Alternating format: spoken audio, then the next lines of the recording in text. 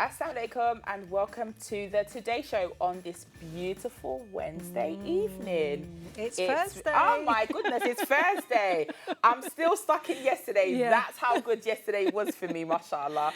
But it's Thursday and it's a beautiful day today. It is. So I'm Jennifer and with me is my wonderful co-host, Aisha Mercedes.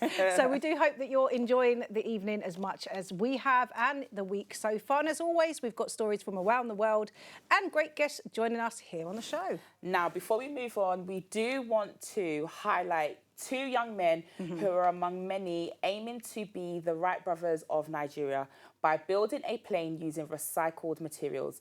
Let's have a look at this video.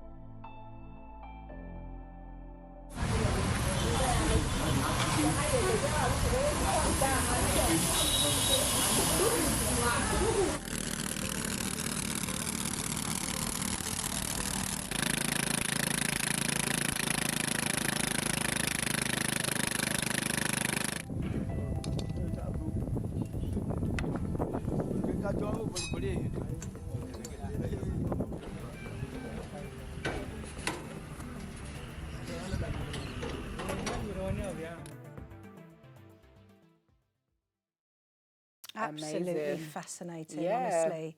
I just think it's absolutely amazing what people can do. Like a used wheelbarrow. Yes. You would never even think that that was possible, would you? Absolutely, and I think it just goes to show that, you know, when you're given a bit of creativity, a bit of space to use your imagination with a few materials, it's so amazing to see what can come of it. Yeah. So, you know, let's take a leaf out of their book in the UK, get some disused stuff and put it together and let's see what we can create, because I think that was absolutely amazing. Yeah, it reminds me a bit of, you know, Art Attack. Yes. Do you remember that, where you just get your do. bits and pieces and start creating stuff, Yeah. but on a bigger sort of scale? Absolutely. But anyway, it is time to introduce our first guest of the evening. We have with us Lamya Sanooj and Mrs. Salma Ibrahim from StriveUK. StriveUK is a British Muslim community organisation. It has been actively activating for the rights of underprivileged communities such as Muslims and other ethnic minority groups.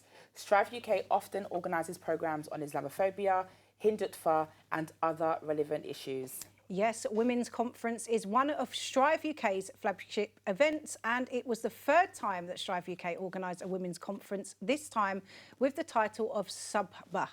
2003 at East London Mosque, in which hundreds of women from diverse communities gathered. Amazing. Let's please welcome Miss Lamya Sanooj and Miss Assalamu Salma. alaikum. Mashallah. Assalamu alaikum. How are you both? Alhamdulillah. Alhamdulillah. Alhamdulillah. Now, it's amazing to hear about StriveUK. Mashallah. I think, you know, what the organisation is doing is absolutely amazing. Gutted that we missed the conference, because I would have loved to attend something like that and just listen to the conversations that were coming out with so many other women. Now, I know that you had quite a big turnout. So, Lamya, how big was the turnout that you had? We had almost more than 300 Amazing. people. Yeah, we have amazing, trailblazing activists and speakers, scholars. Yeah, it was amazing to see the turnout. Yeah. More than 300. Yeah. Alhamdulillah. Just like Jennifer, I would have loved to have come. Yeah. You know, I think advocacy is, you know, completely necessary in these days and times. So, Salma, I just wanted to ask you, StriveUK, tell us a little bit more, because we know the outline of it, but it's so much more than that. Yeah, so like the intro said, StriveUK is a British Muslim advocacy organisation, and we founded ourselves in 2017. So we're a relatively new organisation, but we are hoping to make a very lasting impact in the society. So the primary objective we have is to create a more just and compassionate society. So what that means is you talk about the less privileged, underprivileged, marginalised section of the community as well. And we at StriveUK believe that if you're a practicing Muslim, it becomes obligatory upon you to work for the sake of your society. Of course, yeah. So, and we're constantly willing to unlearn and challenge norms and, you know, challenge any bias unapologetically. With that in mind, we have a lot of learning platforms. So we do weekly halkas for ladies and our brothers. We have even kids halkas. We run reading clubs and book clubs. Wow. We have seminars, organize workshops, and we work with like-minded organizations, because that's when you really can make a difference. Yeah. I mean, it's quite a busy organisation, isn't it, mashallah? And, It you know, is. doing so much within the community. Yeah. And as you said, it's an obligation of us as Muslims Definitely. to make sure that we're part of the community, especially as women. Yes. You know, we are the village and we are the forefront of the communities. Yes. So, you know, Lamya, why is it so important that us as women, that we become more immersed in advocacy and activism? We believe that women can definitely bring a change. It's like, as we discussed, if you educate a man, it's like educating an individual. Yeah. And if you educate a woman, it's like educating a family. Yeah. It reaches your extended family, and then it leads to society. Yeah. So yeah, educating women and women coming to the forefront can bring definitely a great impact for the community. Yeah. So we know from covering sort of many stories here on Islam Channel that Islamophobia is on the rise. And although it may seem that it's not, it really is important that we advocate for this that's happening, because it is women that are being affected because we are visibly Muslim. So how does that tie in with what you do there at Strive? Right, so be it Islamophobia, global Islamophobia, local Islamophobia, we always take it upon ourselves to act within our capacity. So in the past we have mobilized protests. Oftentimes other organizations have joined in with us with these protests. We have produced documentaries. We have even screened these documentaries. So really, so the information is out there. We want to shed light on these injustices. So that I think is the first step. And our volunteers across the country have been thinking of different ways to combat Islamophobia, but awareness, acknowledging it, that it does happen, is, I think, the first step. And then complicity. If you just stay silent, then that means you're complicit in it.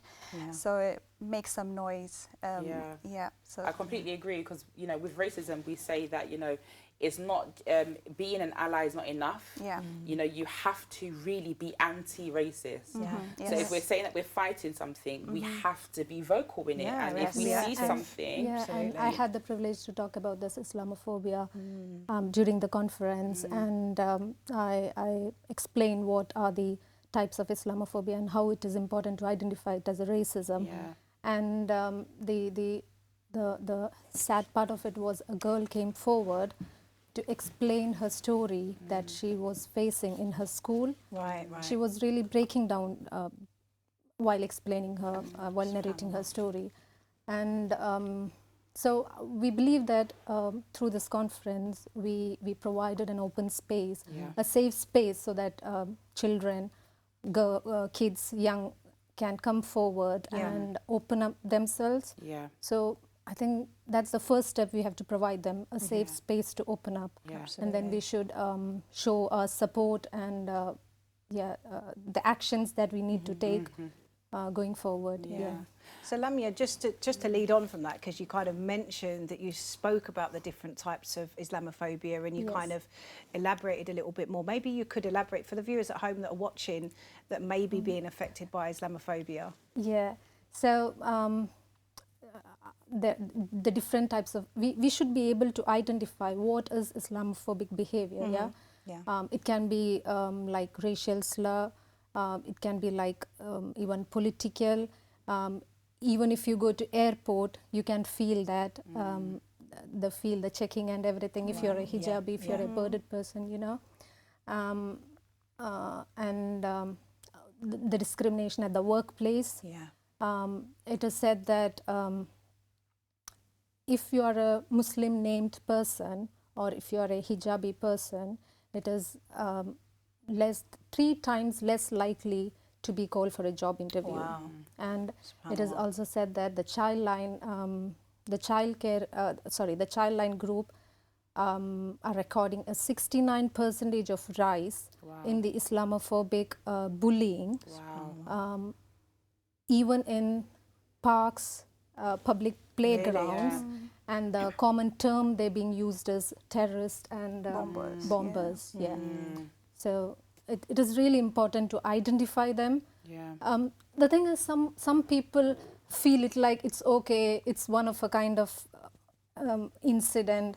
So unless and until it's not going to happen to you, they remain silent. As Salma said, we believe that even if it's happening to others, if we are remaining silent, it's like being complicit to it. So I think it's important to remember that it's not what you do that's causing Islamophobia, it's just your identity. Of course, So you can't feel responsible for that. And I guess it's also really important, you know, for the youth that are coming up, that, you know, that we allow them to feel safe in their identity. You know, we allow them to be authentic in their identity. You know, and the lasting impact that Islamophobia has, especially on mental health, is huge.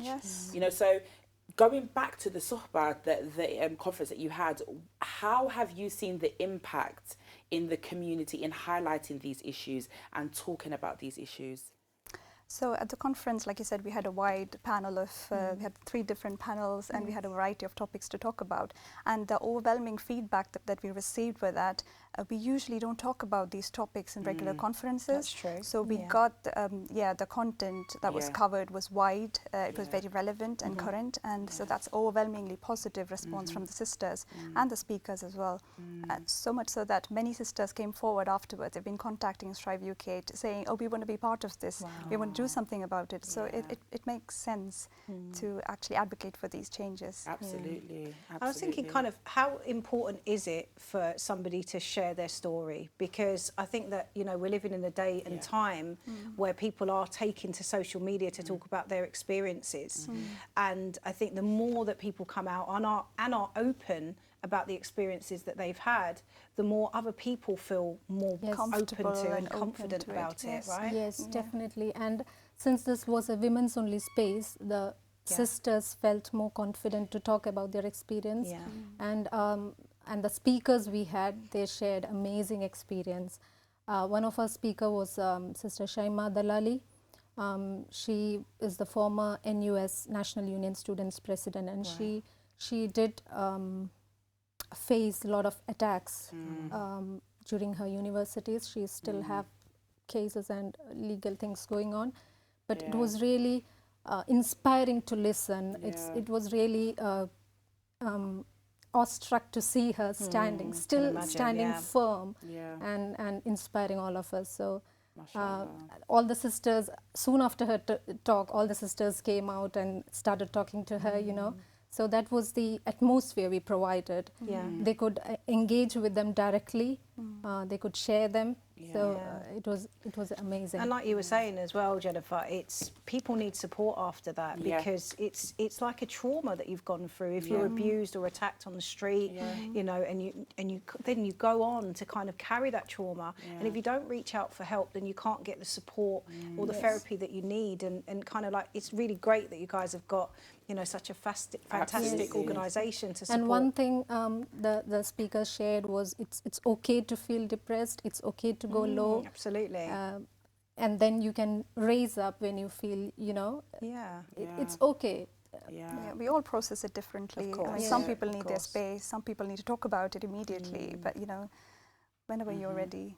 Alhamdulillah. I mean, I think what you're doing is amazing, mashallah, and you know, may Allah continue to give you the success, the tawfiq in what it is that you're doing, mashallah, because it's very much needed conversations. It's very much needed everyone to be in one room, to have that one voice, to hear it. So jazakallah khair, we really appreciate you coming. Thank you, ladies. Thank it's been you a very pleasure. much. And we shall be there at the next one for Inshallah, sure. So we'll keep up course. to date with everything, Aisha. I will definitely be there. And I'm, you know, talking about Islamophobia, you know, it made me remember that actually being a revert, I actually didn't know Islamophobia existed until the day that I wore hijab. And then I started to get racist attacks from the area that I was living in before. And that's when it made me realise that actually, you know, it's more than, it's a threat for no reason. But, you know, the more we talk about it, the more we dismantle, the more we're better prepared as a community together. Yeah, and if you are experiencing, of course, any sort of Islamophobia, make sure that you reach out for support. But we are going to go to a commercial break, and we'll see you back here in just a moment.